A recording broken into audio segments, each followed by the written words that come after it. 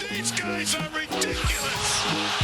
These guys are ridiculous. Now, how about them damn Celtics? And we are back with another How About Them Celtics video. Sam and I are here recording Friday, May 31st. I'm at the Airbag Center. The Celtics just wrapped up their first practice since they've known that they will be playing the Dallas Mavericks in the NBA Finals. Joe Mazzulla talked about it. Drew Holiday talked about it. Al Horford talked about it. Those were the three we got. So we're going to talk about their reactions to playing the Mavs and more specifically Kyrie Irving in the NBA Finals. A reminder, as always, we've got content coming at y'all every single day ahead of the playoffs, in the playoffs and after every day, just regardless of the time of year. Every single day, there's content on this channel about the Celtics. Make sure to leave a like, subscribe to How About Them Celtics on YouTube, and turn the notification bell on. Sam, how you doing today? I guess I can say that now too, but just how we doing? Doing good. Very happy. The Celtics are in the finals. Not thrilled that there's forever before the finals actually start, but regardless, It's good to be back. It's good that the Celtics made it this far. Happy that they know who they're playing now, right? We don't have to sit and wonder anymore. I do wish there were still games going on, though. Would be fun, but we've got games coming up soon enough. Do you want to start with reaction to the Mavs in general, or do you want to go with Kyrie first? We can just do the Mavs in general. Okay. So, Joe Mazzulla was straight up asked at the start of his press conference, just reaction to playing the Mavs, like thoughts on the matchup now that you know. He said, well coached, well prepared. I think they're a great team. They obviously, you know what, let me put the quote on the screen for those who would like to read it as well, just because I feel like that's a nice little touch. He said, well coached, well prepared. I think they're a great team. They obviously have two really good scorers, but I think their role players are great at what their role is and what they're asked to do. I'm not going to read the whole quote because that'll take a long time. We can spend more time discussing. He reacted to the fact that they played each other in the regular season, but also that they're a different team now. Said they've just got to be ready for tactical adjustments that they may make heading forward. I mean, well coached, well prepared. I do think there are significant differences based on the team that Celtics played in the regular season and the one they're about to play in the finals. Obviously, they had Gafford in Washington last time they played, but they've been integrated and put into new roles now. And so I do think there's a significance to that as they've been able to learn and grow and sort of adapt to the team. But yeah, it sounds like the Celtics are ready for what the Mavs have to throw at them. It does feel like Dallas has gotten more comfortable throughout the playoffs playing together too, right? Like Luka, Kyrie, they're really trusting these other guys. Derek Jones Jr. and PJ Washington become major storylines from that team because they've been shooting above water when it comes to the 3-point percentage. But we talked about this with Bobby not long ago at all on Talking C's, where PJ Washington is somebody that has typically been a decent 3-point shooter. Derek Jones Jr. is somebody who might be known for being able to dunk and do it super cool. But nonetheless, he's making threes. He's somebody who is also a lob threat, obviously with the dunking ability. So it makes him an easy target for Luka as well. Dallas is a well-rounded team. They have played really well in this playoff run. They would not be in the NBA Finals if they had not, because they had to play against the number 1 seed in OKC. They played against Minnesota, a team that everybody anointed the next team after they beat Denver. So it has been no mistake that they have gotten to this point. But still, it feels like the Celtics do have good answers for all of the things that Dallas does well. We've talked about the defense. We've talked about the ability to switch. We've talked about the personnel to guard Luka and Kyrie. And we've talked about how the Celtics overall feel like a much deeper team in terms of scoring. They won't be able to hide Luka. They won't be able to hide Kyrie on defense, whoever it may be. They may be able to attack them. So lots to look forward to in this series. Yeah. Joe also talked about the defense, which I think is something we've both discussed in both our series preview video, which went out the other day, and Talking C's, which is up in the live tab of the How About Them Celtics YouTube channel if you want to check it out after the fact. That'll be where Talking C's lives from now on. He said they protect the rim really well, and they're malleable. They'll change matchups, change coverages, have a bunch of different ways they can force you into overthinking, force you into taking shots, or making plays that you don't necessarily want to take. He mentioned how they did that in game 5 against the Timberwolves. And I mean, I don't want to put words in his mouth, but it sounds like they made Rudy take a bunch of shots. That's pretty good because that's kind of what the Timberwolves offense was for a large stretch of that game 5. But led by Lively and Gafford, this Mavs defense looks very different. And Derek Jones Jr., he deserves a ton of credit. Joe also talked about Luka Doncic. He talked about like having to guard with him. Said you have to be aware with what you're willing to live with and what you're willing to take away. And I think that's a big thing. A big thing that people don't realize. Like everyone views defense as, oh, just stop them, right? Like that's the only successful defense. And sometimes like that's just not always possible. Like these are the best players in the world for a reason. And I think at the end of the day, like the reason why the best offense beats the best defense is because sometimes people just make tough shots, right? Like that's kind of why Luka is who he is. That's why some of these players are who they are. And so I think being willing to live with certain things isn't as cut and dry as like, oh, being willing to live with open shots for these guys or open shots for these guys or letting Luka do whatever and play one-on-one. It's a matter of like, okay, we're going to stunt here, cover Luka here, and then get back to Derek Jones as quick as we can. But if he takes a slightly contested jump shot, we'd rather live with that than Luka getting downhill. Like there's so much that goes into it that I think fans take for granted in that people don't like realize like all the details of how in-depth the Celtics go. And NBA teams go with how they are willing to prepare for defenses, especially when it comes to stars like Luka. And I'm very, very, very intrigued to see how they end up guarding him throughout the series because I think it's going to look a lot different, not only game to game, but also like possession to possession. Like I think they're going to throw a lot of different stuff at him. Yeah, as you were saying that, I was thinking, I was like, what if they just kind of switched up the game plan quarter to quarter, like keep them really having to think, really make them work physically, and just try and tire them out as much as you can. That could be a strategy, but you mentioned it. We've talked about it. The Celtics just have so many different defenders that they can use, whether it is Tatum, Brown, Holiday, to try and slow down Luka. Then when it goes to Kyrie, pick whoever out of the rest of the bunch in terms of not Porzingis or Horford and let them get him, or vice versa. Whoever you decide you want to key in on the most, whoever has it going the most that day.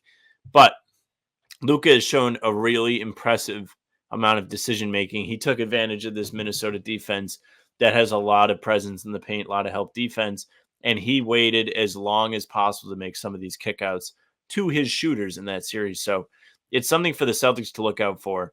He is not afraid of kicking out the very last second. Prize Picks is America's #1 fantasy sports app with more than 3 million members. It is the easiest and most exciting way to get in on the action while you watch your favorite sports and players. You just pick more or less on 2 or more player stats and watch all the winnings roll in. You can now win up to 100 times your money on Prize Picks with as little as 4 correct picks. You can turn $10 into 1,000 with basketball, hockey, college basketball entries today on Prize Picks, America's #1 fantasy sports app. One of our favorite picks here at the How About Them Celtics podcast is the Drew Holiday blocks. It's usually 0.5. He just needs more than 0.5 blocks. That means 1 Drew Holiday block. And that pick is in the bag. Prize Picks is really simple to play. I can make my picks and submit my entry in less than 60 seconds. Download the app today and use code CLNS for a first deposit match up to $100. Again, download the app today and use code CLNS for a first deposit match up to $100. Pick more, pick less. It's that easy.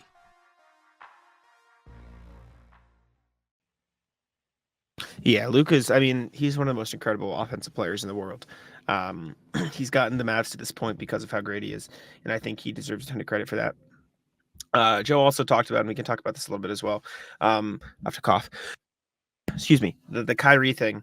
He was asked about like Kyrie being perceived as a villain, and Joe said, "Aren't we all in someone's eyes? We're all villains in someone's eyes," which is just the most Joe thing, and also very relevant because like people in Dallas love Kyrie, but he's a villain here. People in Golden State love Draymond, but he's a villain in places. Like people in certain place, like people probably like Drew here, but he's probably a villain in Milwaukee to some Psycho Bucks fans who might not understand how everything went down. Amit's also, by the way, the CLNS pickup video all day. Amit's just been fucking with me. He's just taking pictures of me, just flip me off. And here's we have beef now. Going back you have to official beef with Amit. No, Amit's cool, but he's just been fucking with me all day. So he just took a picture of you. But you just flip me off. But Joe talked about like tuning out the noise of like the Kyrie stuff. He said, "Listen, he's a great player. He's done a lot of good things. I think it's just how he's carried himself, how he's played this postseason. It's been one of the most fun things to watch. One of the biggest themes. He's a great player. So you have to respect it and you can't take it for granted and be ready to guard him at a high level. That's the most important thing." Al Horford also had some interesting perspective on Kyrie. I don't know if it's transcribed yet, so I don't know if I can put it on the screen. But basically, he said, actually, I think I took the video or I tweeted out the quote, so I can find the quote and explain just so I don't butcher Horford's thoughts on the matter. But he said, He's the most interesting one to me because he was here, he left, and then after he left, he was like, "Oh," he basically said, "If I knew he was leaving, I probably would have stayed." And he's the only one on that team that was not like a kid growing up when Kyrie was, playing in Cleveland, like looking up to him. So I find his perspective would probably be very unique. I've got the video, so I can play Horford's thoughts on Kyrie returning, his relationship with him when he was here, and all that stuff. So here we go. Yeah. Playing with Kyrie was very special. He's the type of player that just opens up a lot for everybody else, and I benefited a lot from that. In his time that he was here, and our fans, they care. They care about the Celtics. They care about Boston, and this has been spoken about already. But when he left, it wasn't ideal for everyone here. So I know the fans. It's the finals. Regardless of who's coming in and who's not, it's going to be lively. It's going to be exciting. It's going to be loud. TD Garden's going to be ready to go, and it's those environments that you want to play in. You are in the finals. This is the big stage, so I don't expect anything less from our fans. Our fans are going to be who they are, and that's what it is. So yeah, that's kind of interesting, isn't it? Yeah, he gets it, but I think this is the correct balance of, because I know you don't like it. Kyrie is friends with these guys. I don't think fans can hate him. The organization can have this dislike of him, but he was friends with Jason Tatum. He was friends with the guys on the team. And when you're teammates with somebody, unless there is a legitimate falling out, you usually stay close with them and are okay with them. And we've seen that for Kyrie with at least some of the guys on the team. And so I think having the balance of, he was great to play with him. He's a great player, but also you get why the fans are going to be mean to him. I think that's a balance. And clearly Horford understands it. Yeah, I'm not convinced Horford likes him very much. Maybe. And I'm not looking to stir up shit. That's not what I'm here for. But you hear the way, even what Joe said, right? Kind of downplayed the whole thing. Horford's the only person that we've heard not really downplay this. And I don't really think it matters if Horford likes him or not. But it kind of goes to show that maybe there is a little bit to be said about the way fans feel about this. I'm 100% on the side of one, I think he shot his way out of town. I don't like the way he left. To me personally, the most egregious thing was the playoff performance, where it was just obviously so obvious that he was phoning it in. But everybody's upset with him. And I don't like that this has been the story that's hijacked the finals, because it's cool that the Celtics are in the finals, and it sucks that since, Dallas went up 3-0, I've seen the stupid Kyrie stepping on the logo video a billion times. You see the, I'll re-sign here if you guys will have me video a billion times. Worldwide Wob made an awesome hype video, by the way. But overall, it's interesting. The point is, it's interesting that Horford will not be there's nothing for the fans to be mad at, blah, blah, blah. Because it feels like that's the message from a lot of people. And again, I think he would have stayed if he knew Kyrie wasn't going to be here. He only really talked about the benefits of X's and O's on court playing with Kyrie. He didn't really say great teammate. Sometimes when these guys talk, it's what they don't say. Yeah, I don't know. I hope the Celtics can put that aside, because I think they've been best when they just focus on the court, and that sounds like what they're going to do. But it's definitely going to be a huge theme throughout the postseason in general.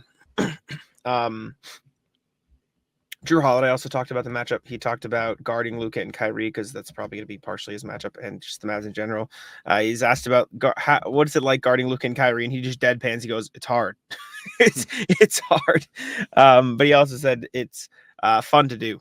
Said they're two of the best scorers in the league. They've been doing it all their career, and you see what they can, what they've been doing in the playoffs, that they're really good. So it's not going to be easy, but it'll be fun. He talked about speeding up the Mavs and or making them uncomfortable. Said you can try. I think Luka likes to go at his own pace, though. He said that with a little laugh. Said I don't think Luka really gets sped up, so you can try as much as possible. I would say the same with Kyrie. That's what make them great. can control their own tempo. And so I think it's up to the Celtics to, if they're not able to take them out of their own game, find ways to make every next play hard, right? Like, and I don't mean next play, but like next step. Like the way Luka and Kyrie play is very methodical.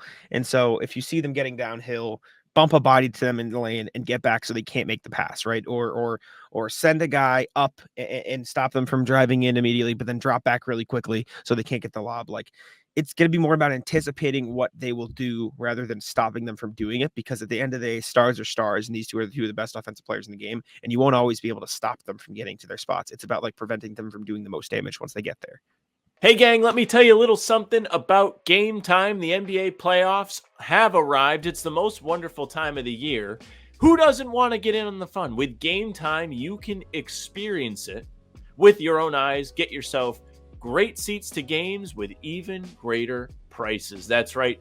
You can save when getting your tickets with Game Time. It's an authorized ticket marketplace of the NBA, which makes getting those playoff tickets even faster and easier. Plus, the prices on Game Time usually go down the closer it gets to tip-off. Who doesn't love to save a little bit of money? I certainly do. I used Game Time back in March when I took the lady to a game. We went to see the Celtics play our Pistons, and it was great. I could look and see what the seat view would be just using the app. Didn't have to be surprised when I showed up. Plus, you do get those last-minute deals. They have the flash deals and zone deals. Zone deals, which you can choose a section of the arena and let Game Time choose those seats. You'll save a little bit of money that way. You can download the Game Time app, create an account, and use code CLNS for $20 off your first purchase. Again, that's code CLNS for $20 off your first purchase. Terms apply. Again, create an account and redeem code CLNS for $20 off. Download Game Time today. Last minute tickets, lowest price guaranteed. Yeah, it's also preventing them from being comfortable as much as you can. Pushing them to do the things they may not want to do. Now, when Kyrie was here, we all know, like, if you go to the game early, you see him practicing all these circus shots, all the things they tell you not to practice when you're growing up because you're never going to do it in a game. He's somebody that has prepared himself so much for everything the defenses throw at him. He's somebody who's so skilled that he can improvise so easily on the fly. Like, he's going to be tough to deal with. Luka is the same way. Like Drew said, he doesn't really get sped up. He plays at his own slow molasses pace, but it's still very effective because his footwork's good. He's under control, and he's always reading the defense. So it's going to be really difficult on the Celtics to try and stop those guys. You're absolutely right. And, one thing I'm very interested to see in this series is, let's just say the Celtics come out and win game one. How do they deal with Luka in the follow-up game? Because one thing that has been made a huge storyline, specifically in the game 5 against Minnesota, they kept showing it. He averages like 34 points per game in the playoffs after a loss. He's somebody that is into the whole bounce back thing. He was all in on that. And he had a tremendous game 5 against the Wolves, again, after the Mavs dropped game 4 at home. He couldn't miss in the first quarter. He had 20 quick points. How are the Celtics going to weather that storm? What are they going to do? Are they going to put consistent pressure on him? There were plays in that Minnesota game when he got going early where they weren't locked in on him as soon as he crossed half court. Is that a Jalen thing? Jalen played him very difficult all the time this season. He took that matchup personal. We talked about it on Talking C's. He said he felt slighted by the non-defensive selection more than probably anything. Is he going to come in with a big chip on his shoulder to try and slow down Luka on the big stage? I sure hope so. That would be sick. Luka Doncic is just such a interesting player to watch. Like, the way he carries himself. This was in game 5 against Timberwolves. Apparently, I listened to this story this morning on the Low Post. Apparently, a fan brought a handkerchief to the game, like inferring that Luka's always crying on the court. Is that who he yelled at? Yeah, Luka saw him, made a bucket, and goes, "Yeah, who's crying now, motherfucker?" It's just like, oh, video went viral. Like, this guy is psychotic, and they're absolutely going to be fans at TD Garden who are going to give him shit, and he's absolutely going to respond to them. But I think the Celtics are so focused and fine-tuned at doing exactly what they need to do to win and facing the challenges in front of them head on. I wrote about this for Celtics blog today, and I think it's a great perspective that they've done all season. Celtics don't give a fuck that this is the finals. Like, they appreciate everything that's gotten them there. They understand, like, the moment. But Joe Mazzulla has said it so many times, like, the playoffs are just like the regular season, and we're going to treat it as such. Joe Mazzulla talked about how he studied finals games since the 90s. Like, he's watched a ton of games. But at the same time, he said, let me find the quote that I liked as the headline. He basically said it's simple. He said, once you get rid of the fact that you're playing in the finals and playing for a chance to win, it comes down to rebounding, transition defense, offensive execution, knowing your personnel situation in basketball, and the team that's playing the hardest, the team that gets the most offensive rebounds. Like, it's very, very simple. But just because it's simple doesn't mean it's not really hard to do. And so I think it's not necessarily that the game plan isn't simple, but the things that go into winning at this level are very, very simple.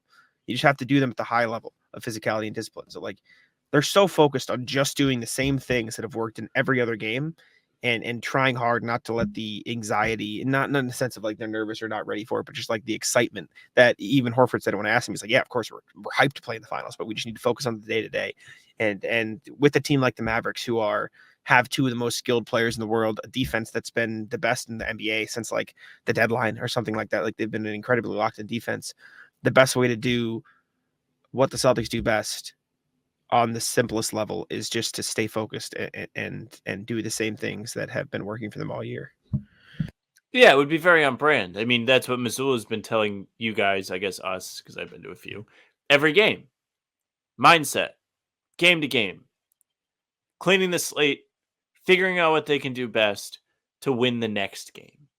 And they have at least 4 next games ahead of them to build for, to try and strategize for.